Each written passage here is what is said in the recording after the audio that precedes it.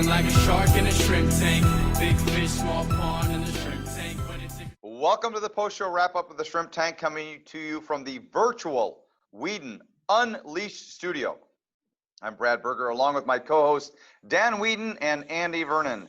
Today was our 100th episode, and we took the opportunity to look back at an extraordinary year with some amazing guests to break down the attributes that not only allowed them to survive, but thrive.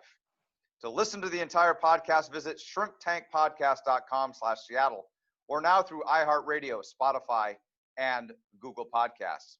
You can still subscribe to our podcast on iTunes, and we're always interested in your feedback, so please do not forget to rate us.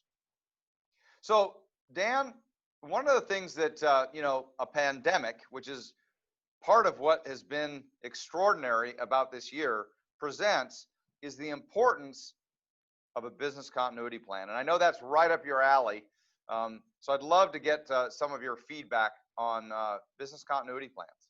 Well, and as I mentioned, thank you, Brad. I mentioned in the podcast, every single small and medium-sized business and large corporation enacted their business continuity plan in 2020. The problem is that only 14% of them actually had a well thought out, planned, written business continuity plan. So if anything has shown us that we all need to have a game plan when something goes wrong, something that will stop operations, damage our reputation, or put us in a position of cash flow problems. We got to have a plan. And so the next calamity, whatever's coming in 2021, doesn't care what happened to us in 2020. So my encouragement, but let's not get piled on. My encouragement to all business owners out there is take the time, even if it's on your own. It's better than not having a plan at all. Take the time, invest that time to prepare and write out a business continuity plan that has you in a position that if your operations are suspended or in some way halted, you've got a plan in place. Yeah, and I want to again, encourage our listeners to listen to the entire podcast, because we talk about some things in there that might be different next time than what we face today. Andy, we talked a lot about some of our amazing guests and some of the attributes, as I kind of teed it up in the opening, that not only allowed them to survive but to thrive. What were some of those that you observed? Well, for sure, we looked at a lot of different businesses, and just to kind of expand upon your comments there, just as we get excited about the different pathways that entrepreneurs took to sort of get to where they are, we were equally excited about considering how these entrepreneurs responded in such a challenging environment. And we use the word pivot a lot to sort of examine how their particular business model was able to change and adapt in such just an unprecedented kind of environment. But one of the entrepreneurs that I brought up was Ladybox. So if you remember that episode, and her model was sort of built for this. If you think about how that's designed, it was the mail order model, and we just got into how this was probably not as much of a challenge, but more sort of an opportunity for her.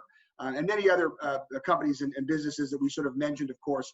You want to listen to the podcast and hear about that. But it was a very interesting examination because it was such an interesting period, and just exciting to see how our entrepreneurs responded to the circumstances.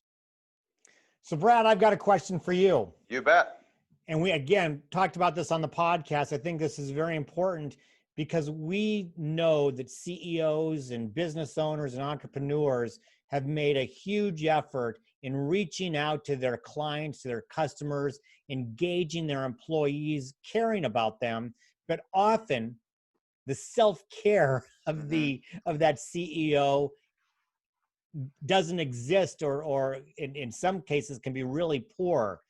Talk a little bit about the advice you have for those entrepreneurs out there when it comes to self-care in a crisis. Yeah, well, obviously we go deeper in the podcast about this particular issue, but One of the things that I was invited to do was write a couple of articles during the pandemic, and I was part of a program, a series that kind of explored being a least vulnerable person.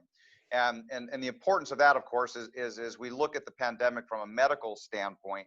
One of the things that is contributing to the fatality rate of this particular COVID-19 is having one or more comorbidities, as they refer to them. So something else going on in your life that weakens your immune system or weakens your body's ability to overcome that. And I will share with you that that's a lot of focus on the physical, right? But there's also a significant amount of mental strain that goes into this, and being well equipped and having the tools, as well as having the habits associated with proper self-care, which starts, by the way, I think, with me time.